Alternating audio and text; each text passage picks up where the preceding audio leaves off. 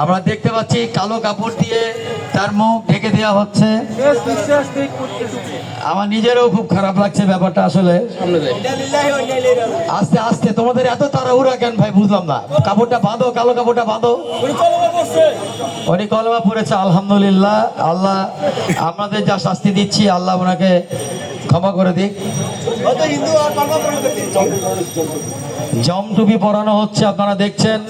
খুবই আপনাদের যারা আওয়ামী লীগের লোকজন আছে হয়তো খুব হৃদয় বিদারক লাগছে আপনাদের কাছে।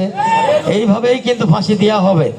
আমি বাংলাদেশ সরকারকে একটা সাহস দিয়ে যাচ্ছি, আমরা মৌলিক বাংলা এবং জনসাধারণ মিলে, যে তারা যেন এইভাবে করেই ফাঁসিটা কার্যকর করে। এবং দেখছেন আস্তে আস্তে সেই ফাঁসির দড়িটা কিভাবে তার গলার মধ্যে ঢুকে যাচ্ছে, মাথার মধ্যে দিয়ে প্রবেশ করানো হচ্ছে এবং টাইট করে দেওয়া হচ্ছে।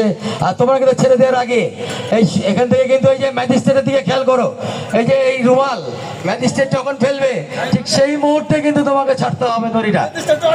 ম্যাজিস্ট্রেট আর একটু সামনে যাক। আমি একটু ঘড়িটা দেখি, আমার 1 মিনিটের মধ্যে আমি এই সাদা কাপড়টা ফেলে দেবো, এরপর আপনারা ফাঁসিকে কার্যকর করবেন। আপনি জল্লাদ, তুমি তাকিয়ে থেকে